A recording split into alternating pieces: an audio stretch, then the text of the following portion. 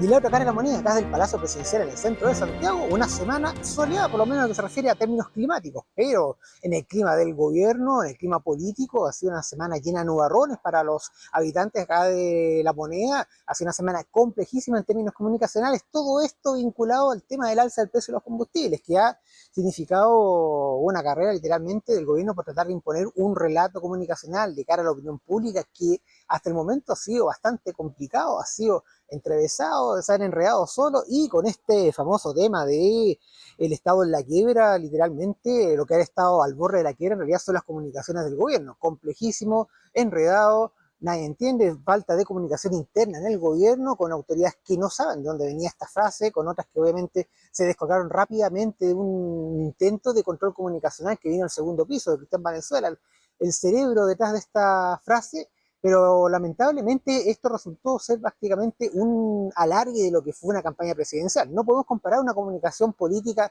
en periodo de campaña presidencial con una comunicación política ya en periodo estando en el poder, en el gobierno. El cambio tiene que ser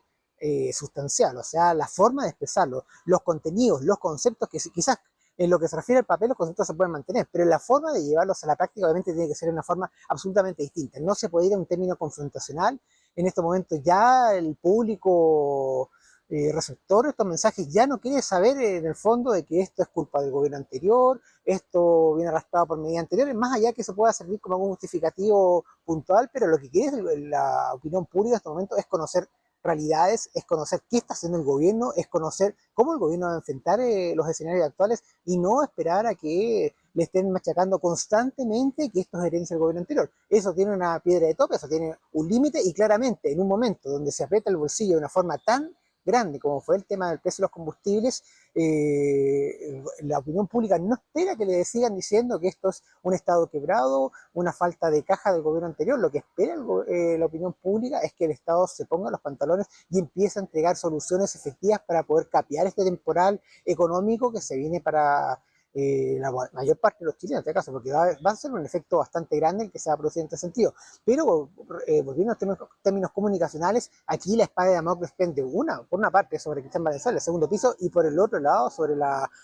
vocera de gobierno, la ministra Mara Cedini, quien se ha visto complicado. Uno podría esperar en un gobierno que está recién entrando, un gobierno que no tiene un cuerpo político, un cuerpo de personas acostumbradas a trabajar dentro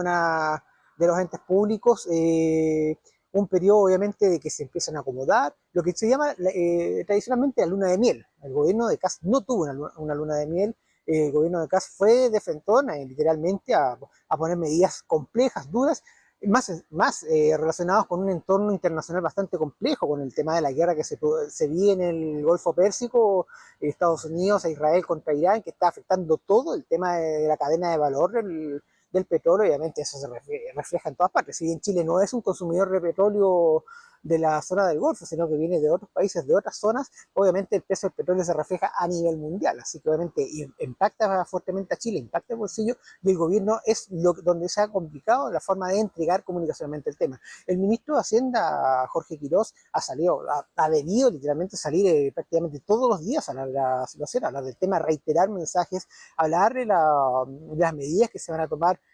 analizar lo que ha sido esta propuesta, este proyecto en el Parlamento, que fue aprobado recientemente en forma transversal, más allá de algunos dimes y diretes con algunos personajes de oposición, pero son ese, por ejemplo, ese tipo de medidas que la gente espera conocer y obviamente que espera que se apliquen rápidamente para tratar de aliviar el bolsillo, para tratar de, obviamente de reducir el impacto de estas alzas tremendas de combustible, algo que no se veía en décadas aquí en el país. Pero claramente ese mensaje se ha ido distorsionando por una parte. ¿Por qué? En el gobierno de Boric, tenemos que tener claro, había una estructura bastante clara.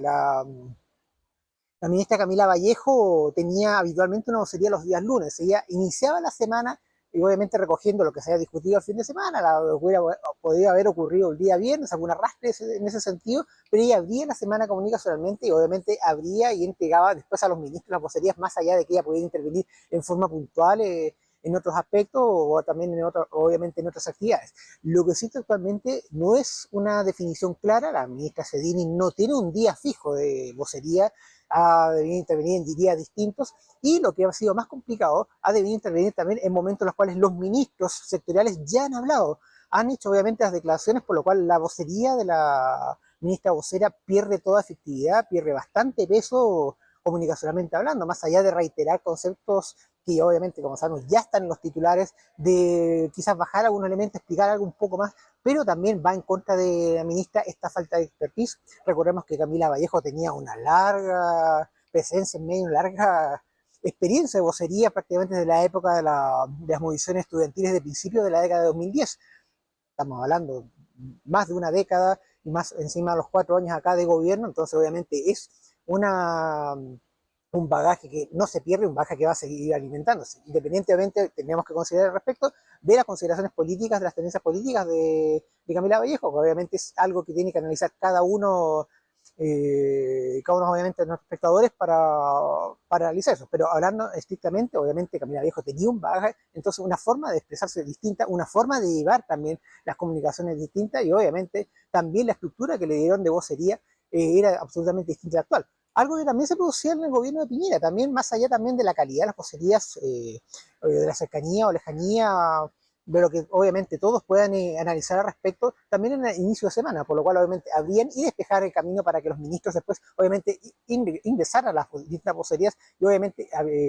detallaran los aspectos o abrieran otros temas. En este caso no había un día específico, tenemos que tener claro también que estamos hablando apenas de un par de semanas de gestión del gobierno, pero también un par de semanas que cargaron obviamente comunicacionalmente con temas de mucho peso, obviamente, y terminaron obviamente recargando la